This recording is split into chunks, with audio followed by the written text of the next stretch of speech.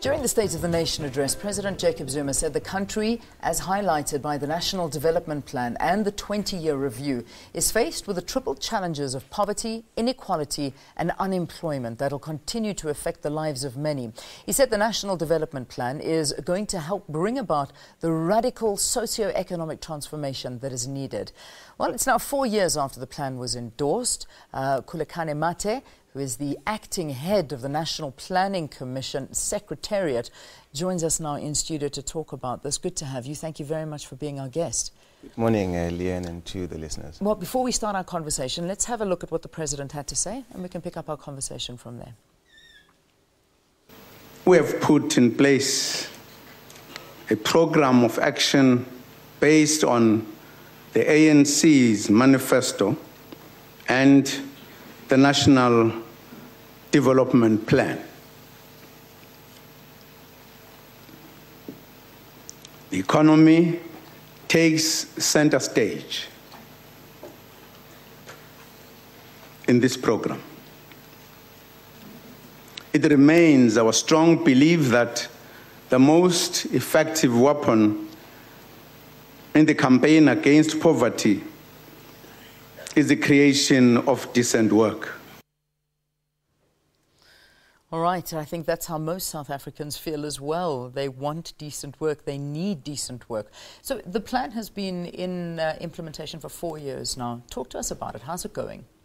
Well, it's actually just over under 2 years that the plan in its final form was endorsed, which was in September 2012.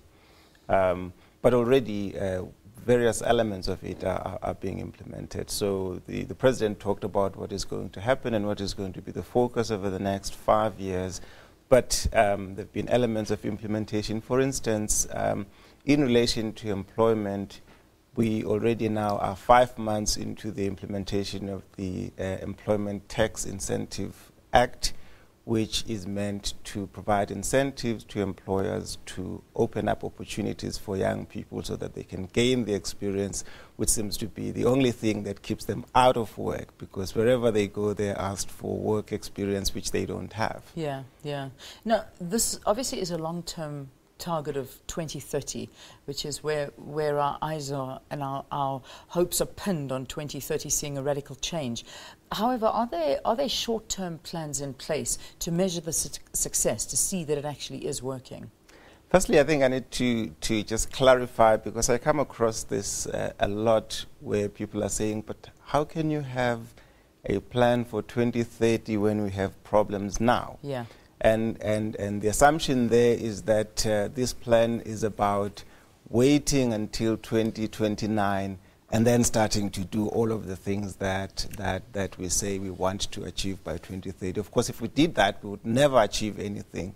So the plan is looking forward to 2030, but in fact, it also works backwards to say, what do we need to do almost every day leading up to 2030. So in part, what President Zuma was announcing in his State of the Nation address, and which will be announced or at least revealed in full when the medium-term strategic framework of government is released, would be details of actions, at least from the government side, of what will be done over the next 5 years, starting now. So, of course, we've got to work, we've got to use every one of the days that we have between now and 2030 to help create, brick by brick, the country that we want by 2030. You know, we almost keep seeing new policies coming up. And for me, it's a little bit worrisome, because those words, poverty, unemployment, they always come up. What is going to be different here?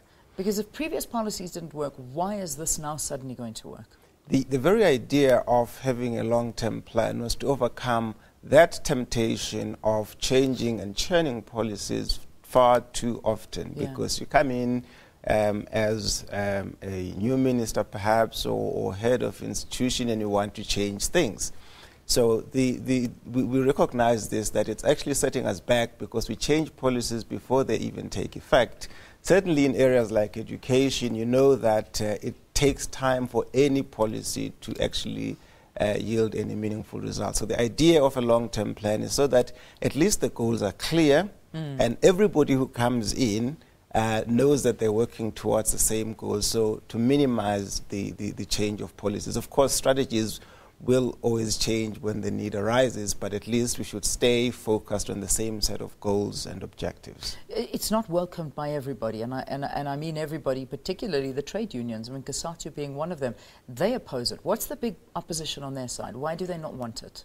Well, firstly, I'd have to say that the plan has been received rather warmly by many sectors of society. And I'm not downplaying the fact that COSATU has raised some objections and so on. But in many parts of the country, in many sectors of society and many players in this economy that we've interacted with have welcomed the plan, have welcomed, firstly, the existence of a plan that focuses everybody, because this is not just a plan for government, it's also about how the private sector focuses its attention. So when we say that by 2030 we need our economy to grow by double by 2030 or just more than double by 2030, it does mean that every business has to think about what do we need to do to double or triple the size of my business so that we can, as a business, contribute to that growth, because that growth will bring about jobs, will bring about many other benefits. So it is a plan for everybody. And for COSATU to then raise an objection, it is correct, because they too must work to realize the goals of 2030. Their worries seem to relate largely to a couple of issues. One is their interpretation of our proposals with respect to the labor reforms that we propose, as well as issues of inequality, for instance. They think that the proposed targets for reducing inequality are not bold enough and so on. So it is those kind of issues. Those are the issues that they're bringing up. We'll keep an eye on this. We'll invite you in again just to talk a little bit more about it, see the progress and how it is going. Khulekani Mathe is the acting head of the NPC Secretariat. Thanks very much for talking to us this morning. Let's take a break. Headaches. That's what we're going to be talking about with Dr. Elliot Shev.